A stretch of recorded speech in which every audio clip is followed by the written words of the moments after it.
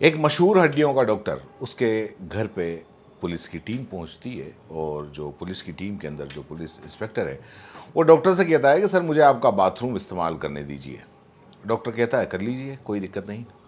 जब वो इंस्पेक्टर जैसे ही बाथरूम के अंदर दाखिल होता है तो वहाँ का जो सीन है उसको देखकर वो चीखता हुआ बाहर निकल जाता है और बाहर निकल के वो उल्टियाँ करने लगता है। बाहर जैसे ही आता है उसकी हालत देख के जो उसके जो बाकी पुलिस वाले हैं और जो टीम है वो चकरा जाते हैं कि आखिर क्या हो गया। एकदम ऐसा चिल्लाता हुआ बाहर आता है, बाहर आके और वो बाथरूम की तरफ इशारा करता है। अब उस बाथरूम के अंदर जैसे ही जो दूसरे पुलिस वाले देखते हैं अंदर, तो देखते हैं कि एक बाल्टी है। उस बाल्टी के अंदर एक इंसान का कटा हुआ सिर है और वो सिर डूबा हुआ है।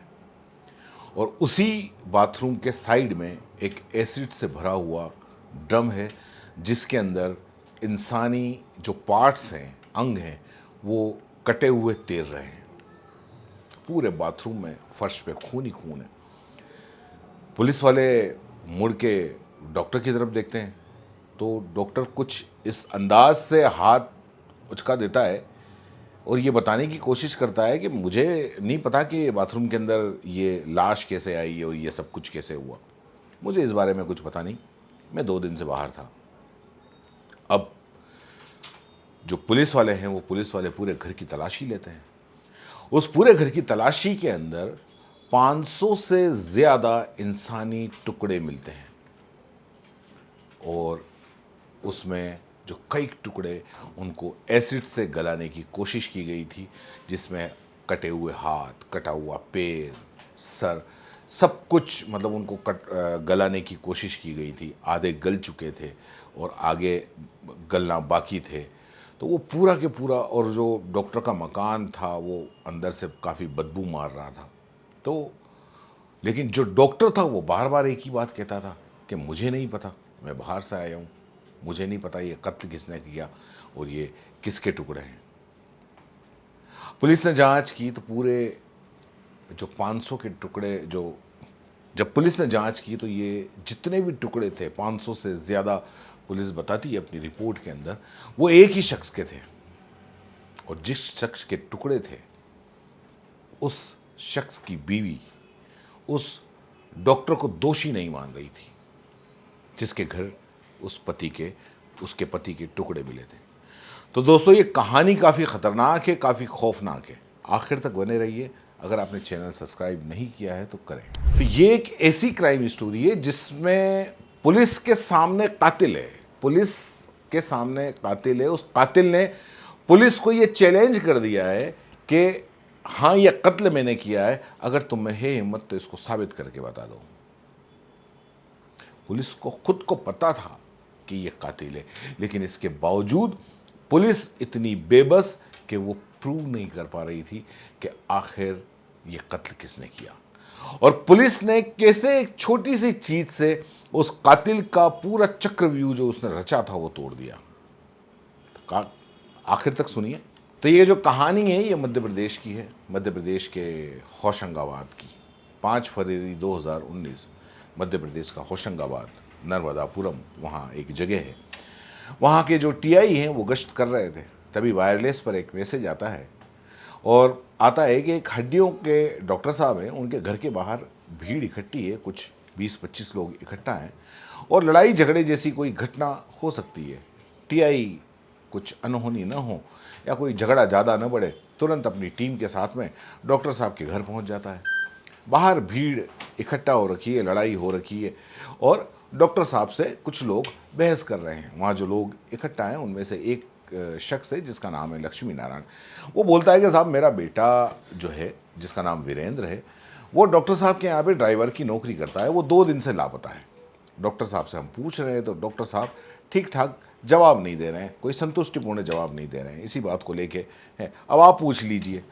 पुलिस अधिकारी मौके पर आए। मौके पर आने के बाद में वो डॉक्टर से पूछते हैं कि भाई जो व्यक्ति ये बता रहे हैं वीरेंद्र, अगर आपके यहाँ ड्राइविंग की नौकरी करता है तो आप बता दीजिए इनको कि आपने कहीं भेजा है या फिर नहीं भेजा है, तो वो कहाँ गया है, आपको कुछ बोल करके गया है, आखिरी बार आपसे कब मिला था। इस तरह के सवाल जब पुलिस करती है तो डॉक्टर उन लोगों को तो ठीक ठाक जवाब दे रहे थे, लेकिन जब पुलिस सवाल करती है तो डॉक्टर साहब नजरें चुराने लग जाते हैं और पुलिस को यहीं पे शक होता है।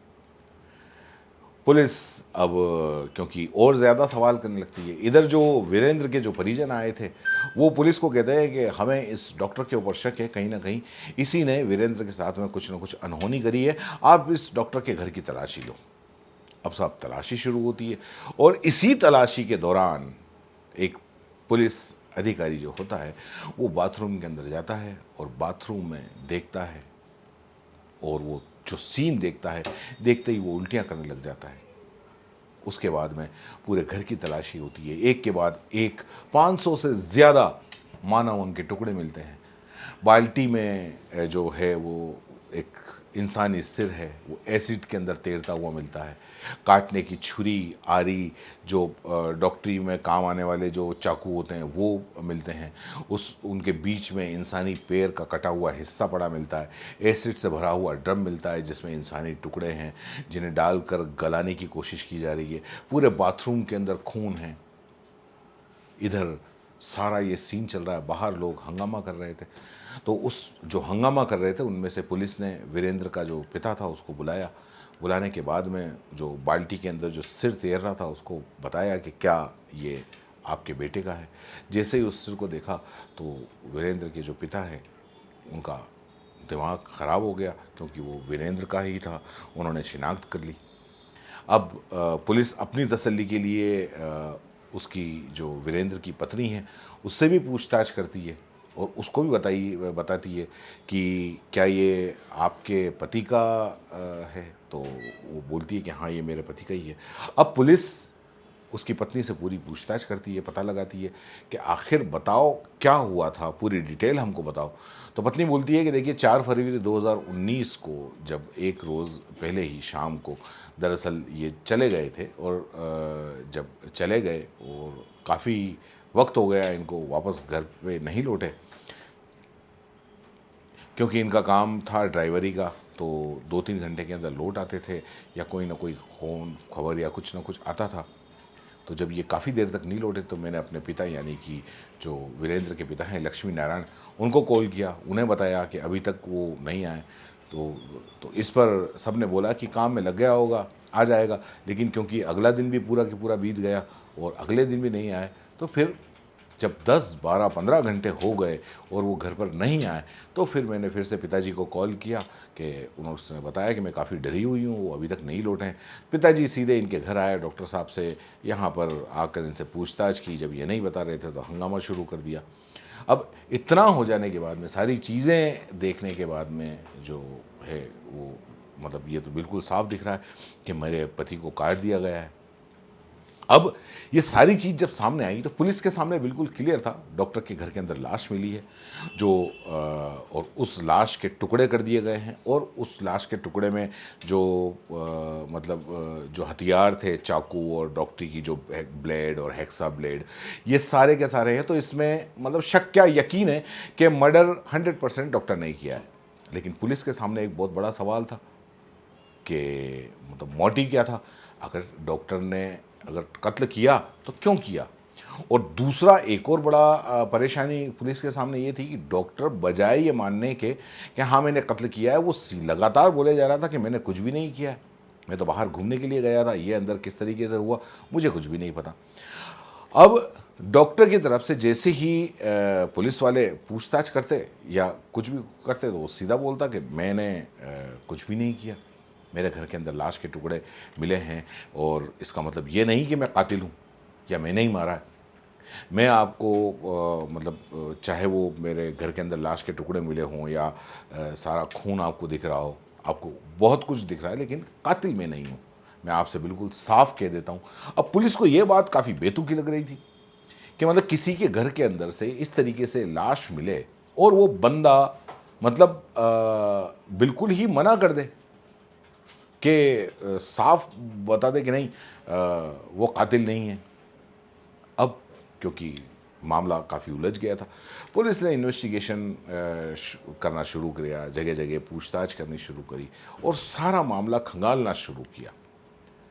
तो डॉक्टर के घर पे सर्जिकल चाकू भी मिला, सर्जिकल ब्लेड मिलती है, हेक्सा आरी मिलती है, और तो और ड्राइंग रूम की जो सीढ़ियाँ बनी हुई थी उसके पास में एक अलमारी थी। उस अलमारी को जब खोला जाता है तो वीरेंद्र की शर्ट और पैंट उसने जो पहन रखी थी, उस पैंट शर्ट भी वो उसी अलमारी के अंदर मिलते हैं जिस पर खून लगा हुआ था। अब तो साफ तौर पर जो क्लियर था कि ड्राइवर को, मतलब जो डॉक्टर का ड्राइवर है उसको पुलिस ने ही मारा है, और ये आदमी हमसे काफ़ी कुछ, यानी कि डॉक्टर है, पुलिस ने कहा कि ये काफ़ी कुछ छुपाने की कोशिश कर रहा है। तो अभी तक तो जो डॉक्टर है वो डॉक्टर से सीधे तरीके से पूछा जा रहा था। अब डॉक्टर से पुलिस वालों ने पुलिस वालों के तरीके से पूछना शुरू किया, क्योंकि पुलिस वालों के काफ़ी सारे सवाल थे। अब पूछने के पहले डॉक्टर ने को एक बात और भी पता करनी थी, और ये पता करनी थी कि ये जो 500 से ज़्यादा टुकड़े हैं, उसके घर को जब खंगाला गया और जो 500 से ज़्यादा टुकड़े मिले हैं, तो क्या वाकई एक ही आदमी की लाश के टुकड़े हैं या फिर अलग अलग लोगों के हैं? क्योंकि हो सकता है कि ये डॉक्टर किसी और चीज़ के अंदर लिप्त हो और काफ़ी और लाशों के टुकड़े हों। तो बहुत सारे सवाल थे, तो उन सारे टुकड़ों को समेटा गया। समेटने के बाद में फॉरेंसिक जांच हुई। जब फॉरेंसिक जांच हुई तो ये पता चला कि नहीं साहब, ये जितने भी टुकड़े हैं वो सारे के सारे एक ही आदमी के हैं। अब पुलिस के सामने वही बड़ा सवाल कि आखिर मारा तो क्यों मारा? गाड़ी जो वीरेंद्र चलाता था उसकी डिक्की की जब तलाशी ली तो उसमें से 20-20 लीटर की जो एसिड की बोतलें थी वो 5-7 बोतलें निकली। अब डॉक्टर से जब पूछा तो डॉक्टर ने वापस इनकार कर दिया कि मैंने तो एसिड नहीं खरीदा। अब होशंगाबाद में जो थे वहाँ, उसने, क्योंकि पुलिस ने पूछताछ शुरू करी, क्योंकि हो सकता है कि इसने जो एसिड लिया हो यहीं कहीं लिया हो, तो काफ़ी दुकानदारों से जहाँ जहाँ पे एसिड मिल सकता था वहाँ से पूछताछ करी। तब ये पता चल गया कि हाँ, जो एसिड है वो एसिड डॉक्टर ने ही लिया है, और दो अलग अलग दुकानों से उसने ख़रीदा था, क्योंकि एक ही जगह से उसको सारा एसिड नहीं मिला था।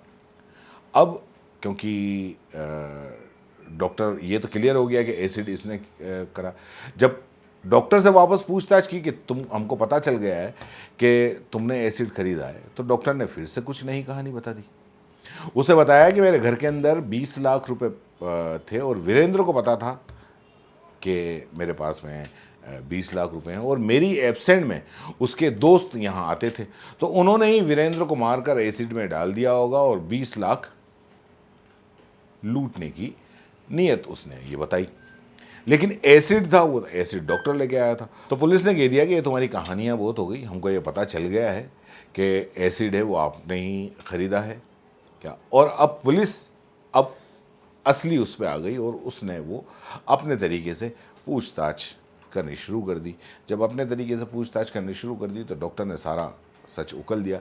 डॉक्टर ने कहा कि मैंने तुमको बहुत सारी कहानियाँ सुनाई, हो सकता है कि वो झूठी हों, सच्ची हों, लेकिन अब मैं तुमको ये बता देता हूँ कि जो कत्ल है, वीरेंद्र का कत्ल है, हाँ मैंने किया है, लेकिन आप किसी भी कीमत पे प्रूव नहीं कर पाओगे। अगर है हिम्मत तो प्रूव कर लो। और फिर जो कहानी आई सामने, उस कहानी के अंदर जो वीरेंद्र की पत्नी थी रानी, उसका बड़ा रोल आया, क्योंकि वीरेंद्र की पत्नी जो थी उसका अफेयर डॉक्टर के साथ में था। अब जो पुलिस के और भी कई सवाल थे कि आखिर डॉक्टर की इसके साथ में अफेयर था, तो डॉक्टर की पत्नी कहाँ है, डॉक्टर के बच्चे कहाँ हैं। तो कुल मिला के ये पूरी लड़ाई जो हो गई थी वो सफ़ेद कोट बनाम खाकी इनके बीच में हुई थी। और जो रानी है वो रानी अब मेन किरदार के रूप में उभर के सामने आई थी। तो दरअसल जो कहानी सामने आई, वो कहानी सामने ये आई कि जो रानी थी वो उसकी जिससे वीरेंद्र से शादी हुई थी, वीरेंद्र काफ़ी पैसे वाला तो था नहीं, ड्राइवर की नौकरी करता था, और रानी वो मतलब ऐश आराम में उसको काफ़ी उसके बड़े बड़े सपने थे। उसने देखा कि वीरेंद्र से मेरा काम चलने वाला है नहीं, और जिसके वहाँ वो नौकरी करता था, अब वो उसी को कहीं ना कहीं फंसाने की फिराक लगने लगी। अब सीधे तो वो डॉक्टर से बात कर नहीं सकती थी, तो उसने धीरे धीरे डॉक्टर की बीवी से दोस्ती करी और उसकी बीवी के साथ में वो सिलाई का काम सीखने जाने लगी। और इसी दौरान डॉक्टर की बीवी के साथ में जब वो जाती तो डॉक्टर से भी मुलाकात होती रहती थी उससे, और डॉक्टर से वो अपनी मीठी मीठी बातों में और हंस के बात करती। धीरे धीरे डॉक्टर भी कहीं ना कहीं उसकी तरफ आकर्षित होने लगा था। इसी दौरान जो डॉक्टर की बीवी है उसकी डेथ हो जाती है। अब उसकी डेथ होते ही जो रानी है उसको मौका मिल जाता है और वो सहारा देने और उसके चक्कर में अब डॉक्टर को अपने रूप जाल में फंसा लेती है। अब जो रानी की जो रातें हैं वो डॉक्टर के यहाँ बीतने लगी, क्योंकि पति वीरेंद्र कहीं भी बाहर जाता, इधर रानी डॉक्टर के यहाँ पे आ जाती है और इनका जो अवैध संबंध था वो चल रहा था। पहले तो वीरेंद्र को पता नहीं लगा, लेकिन बाद में वीरेंद्र को जो शक हो गया और उसने रानी के मोबाइल के अंदर कॉल रिकॉर्डर और मेमोरी कार्ड डाल दिया और उसके बाद में सारी उसकी कॉल उसने अपने मोबाइल में डाल के और सुन ली। अब ये जब पता चल गया वीरेंद्र को, तो उसने सोचा कि बजाय वो रानी से, अपनी पत्नी से वो झगड़ा करे या क्या करे, तो उसके दिमाग के अंदर एक आइडिया आया कि झगड़ा करने से क्या होगा, क्यों ना वो डॉक्टर को ब्लैकमेल करे। अब वो सीधा डॉक्टर के पास में पहुंचता है, डॉक्टर के पास में पहुंच के और कहता है कि इस तरीके से ये है और तुम्हारी ये अवैध संबंध में मेरे पास में ये सारे सबूत हैं, मैं सब मैं कर दूंगा और मैं तुमको बदनाम कर दूंगा और तुम्हारी समाज के अंदर इतनी इज्जत है, सारा कुछ बताता है। तो डॉक्टर डर जाता है, वो बोलता है कि तुम्हें कितने पैसे चाहिए। वो अपनी डिमांड करता है, डिमांड करने के बाद में वो दे देता है। इधर रानी जो है, रानी को भी ये पता होता है कि जो उसका पति है डॉक्टर को ब्लैकमेल कर रहा है, लेकिन बजाय रानी उसके पति को रोकने के और वो भी चुप रहती है। धीरे धीरे इधर डिमांड बढ़ने लगती है। जब डिमांड बढ़ने लगती है और कहीं ना कहीं जो वीरेंद्र है इनको रोड़ा लगने लगता है, और उसी चक्कर में वीरेंद्र को उसके छोटे छोटे टुकड़े करके और एसिड के अंदर डाल दिया। अब ये जब सारी कहानी पुलिस के सामने आ जाती है, पुलिस को लगता है कि ये सारा मामला क्लियर हो गया है, और ये पूरा के पूरा जब रिपोर्ट जब अदालत के अंदर जाती है और जब अदालत के अंदर गवाहियां होती हैं, तो रानी कटघरे में खड़े होकर ये कह देती है, जिस दिन अदालत के अंदर ये सुनवाई होती है उसमें ये कह देती है कि जज साहब मैं मानती हूँ कि मेरा अफेयर है वो डॉक्टर साहब से है, लेकिन ये कत्ल डॉक्टर साहब ने नहीं किया है, क्योंकि जिस रोज़ कत्ल हुआ था मेरे पति का उस वक्त डॉक्टर मेरे घर पे मौजूद था। पुलिस वालों को लगता है कि ये क्या बात हो गई, मतलब सारी की सारी चीज़ें क्लियर थी, अब ये कैसी बयान दे रही है। अब वो सारी चीज़ें कटघरे के अंदर खड़े होकर बताती है कि जज साहब ये जो सामने और ये मतलब एक एक करके जब जैसे ही बताती है तो पुलिस वाले हैरान रह जाते हैं, क्योंकि उसका जो बयान था, उसने जो थाने में बयान दिए थे वो और अदालत में बयान वो बिल्कुल अलग थे, और माननीय तो जो होते हैं वो अदालत के बयान होते हैं।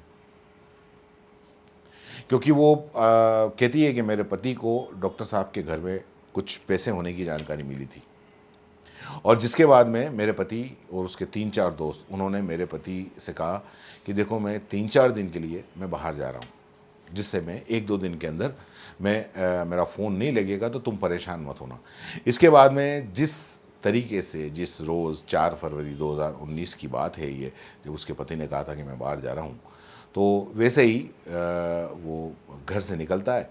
उसकी बीवी ने फ़ौरन डॉक्टर साहब को के पास में फ़ोन कर देती है और कहती है कि मेरे पति 3-4 दिन के लिए नहीं आएंगे और 1-2 दिन उनको लग ही जाएंगे। और उसके बाद में क्योंकि जब वो चले गए तो डॉक्टर साहब यानी कि 4 फरवरी की रात को मेरे यहीं पे थे। अब ये सारे कटघरे में खड़े होकर बयान दे रही है। उसके बाद में मतलब जो डॉक्टर साहब है वो उसी रात 11 बजे डॉक्टर की बीवी के पास में आ जाते हैं, वहीं पे रात गुजारते हैं और 6 बजे वो वहाँ से घर से निकलते हैं। अब जिस बीवी को मोहरा बना करके भाई इसका कत्ल पुलिस ये चाह रही थी कि इस बीवी इसकी वीरेंद्र की पत्नी को मोहरा बना करके कोर्ट के अंदर पेश करेंगे, अब वो ही बीवी उनका पूरा के पूरा केस पलट दिया। और दूसरा ये कि डॉक्टर ने जो चैलेंज किया था कि तुम सबूत, तुम्हारे पास में कुछ नहीं है, तुम साबित करके बताओ, तो वो सही साबित हो रहा था, क्योंकि सबसे बड़ा साक्ष्य था वही मुकर गया। अब इसको कैसे साबित किया जाए? इसके बाद में जब जज साहब ने पूछा कि ठीक है हम आपकी बात मान लेते हैं, डॉक्टर साहब आपके घर पर ही थे, तो ये बताइए कि जो ड्राइवर वीरेंद्र है उसकी फ़ोन लोकेशन कहाँ पर है? पुलिस से पूछती है। तो यहाँ पे भी जो डॉक्टर था वो एक कदम आगे निकला, क्योंकि उसने उस ड्राइवर का जो फ़ोन है अपने दोस्त के साथ में भोपाल जब जा रहा था तो वहाँ भेज दिया। अब जिससे जो मरने का टाइमिंग है और जो फ़ोन की लोकेशन है वो दूसरी जगह दिखा रहा है। अब जिस तरीके से बीवी ने जो गवाही दी कि मेरे पति अपने दोस्तों के साथ में किसी और शहर में निकल चुके थे, तो ये तस्दीक कर रही थी कि हाँ फ़ोन लोकेशन तो भोपाल का है। इसका मतलब ये कि हो सकता है कि उसका पति वीरू जो वीरेंद्र है उस रोज़ वहाँ पर ना हो, कहीं और गया हो, वहाँ मारा गया हो, डॉक्टर के घर में लाके और प्लांट कर दिया गया हो। अब पुलिस को मतलब लगा एक एक कड़ी जो थी, जो डॉक्टर ने पूरा के पूरा जाल बनाया, वो धीरे धीरे जुड़ती चली जा रही थी। अब इस केस को पुलिस साबित कैसे करे?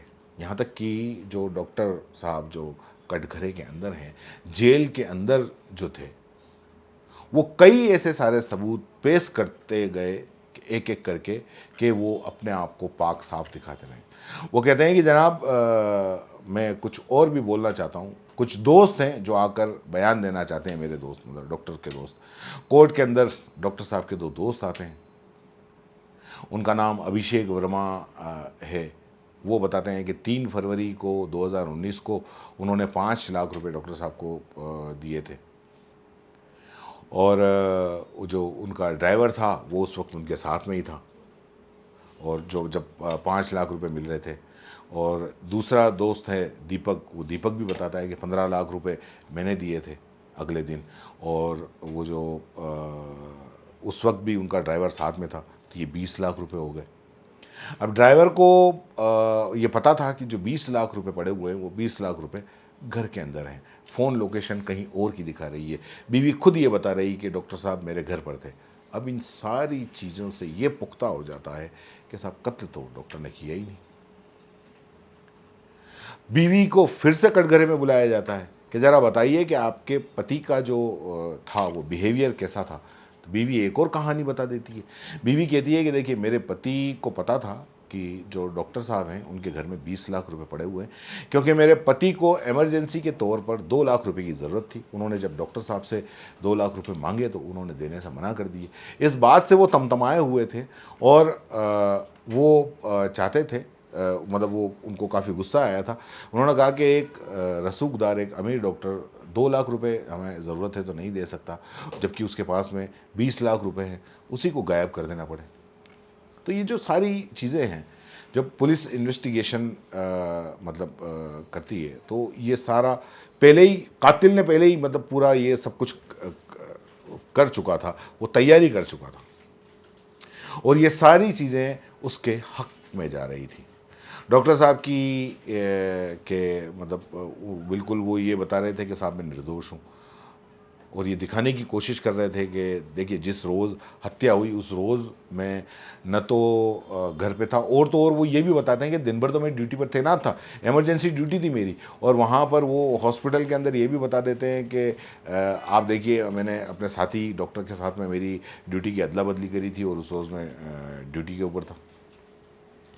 अब पुलिस को लगा कि ये अगर सारी चीज़ें कागजात अगर सही बता रहे हैं, दोस्त गवाही दे रहे हैं, बीवी जो जिसका मर्डर हुआ है उसकी बीवी एक अलग कहानी, एक अलग गवाही दे रही है, तो आखिर साबित करें तो करें कैसे कोर्ट के अंदर कि डॉक्टर के ये डॉक्टर ही कातिल है, जबकि डॉक्टर पहले पुलिस वालों को कह चुका था कि हाँ कत्ल मैंने किया है, अगर हिम्मत है तो साबित करो। लेकिन इधर पुलिस को कोई सबूत नहीं मिल रहा था कि उनका जो है कोई सबूत मिले।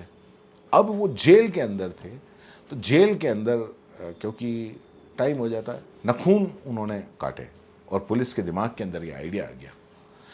उस छोटे से नाखून को लेकर पुलिस ने डीएनए करवा लिया और जब डीएनए कराया तो नाखून के जो सैंपल लिए, फॉरेंसिक उसकी करवा ली, डीएनए करवाया।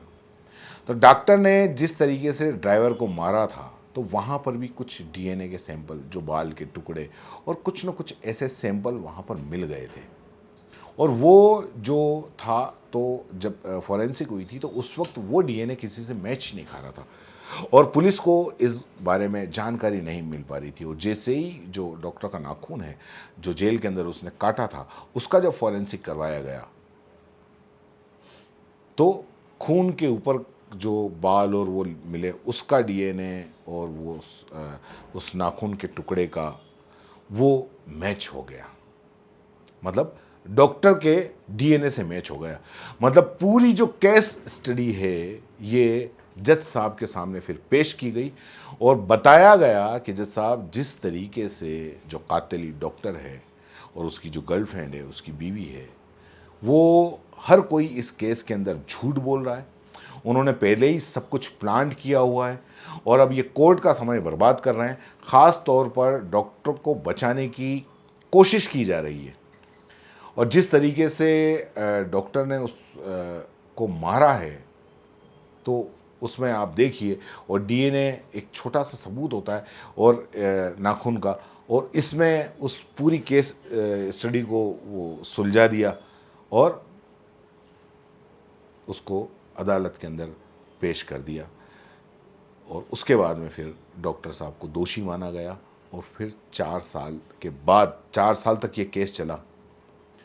और उसके बाद डॉक्टर साहब जो पुलिस वालों से हमेशा 4 कदम आगे रहते थे, वो एक नाखून की वजह से वो भारी पड़ गए। अब जो उनका वकील था, जो मतलब सज़ा दिलाने वाला जो वकील था, उसने कहा कि जज साहब से कहा कि साहब 500 टुकड़े किए हैं इसने सबूत छुपाने के लिए, कोर्ट का समय भी बर्बाद किया, कोर्ट को काफ़ी वो कर रहा था, इसको कड़ी से कड़ी क्या मौत की सज़ा दी जाए।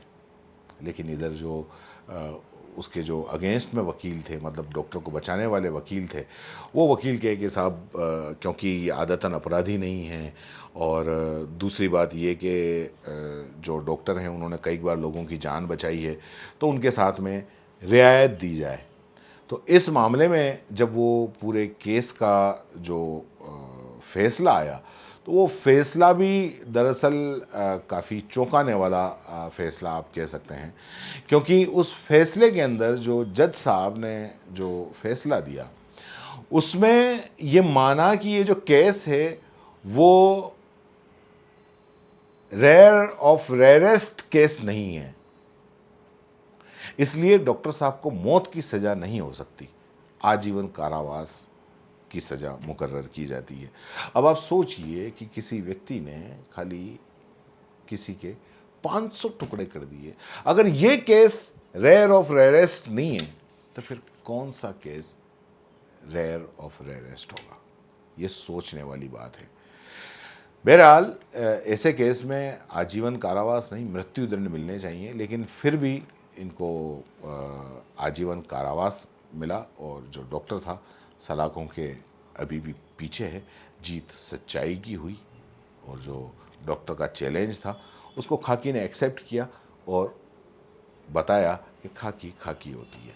कैसी लगी आपको ये स्टोरी? नीचे आखिर तक आपने सुनी तो काफ़ी अच्छी बात है। नीचे कमेंट जरूर करें और जाते जाते चैनल को सब्सक्राइब जरूर करें। धन्यवाद।